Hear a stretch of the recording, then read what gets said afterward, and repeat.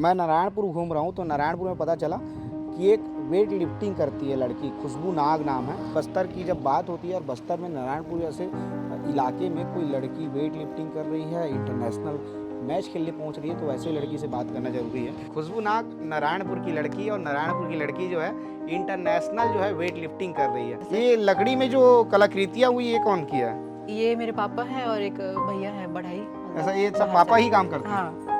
ये तो बहुत शानदार बना है। इसको कौन सा आर्ट बोलते हैं, ये जो आर्ट है? ये बस्तर आर्ट है सर। बाकी यहाँ खेल के लिए फंड आता है और उनको मिलता भी है कि मलखम के लिए भी मिलता है, फुटबॉल वगैरह हो गया, कबड्डी वगैरह हो, सबके लिए मिलता है।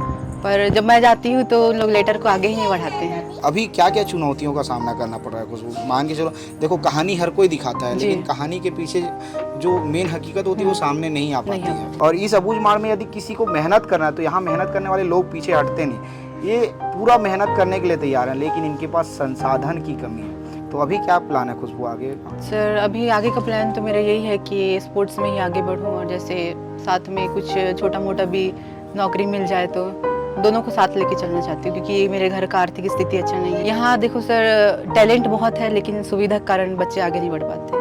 और जब खुशबू जैसी लड़की बिना संसाधन के उस मुकाम को हासिल कर रही है, तो यदि इन्हें संसाधन मिले तो ये सारे रिकॉर्ड को तोड़ने के लिए तैयार है। रामकृष्ण मिशन के जो बच्चे हैं, आश्रम के जो बच्चे हैं, वही बस खेल सकते हैं। वहाँ वेट लिफ्टिंग वगैरह का सब सुविधा है, लेकिन बाहर के बच्चे अलाउड नहीं है। मतलब आप यदि चाहो तो आप नहीं जा सकती। जब अबूझ माड़ अबूझ नहीं रहा तो यहाँ संसाधनों की कमी है, और बिना संसाधन की कमी में ही जो है लोग रिकॉर्ड तोड़ रहे हैं।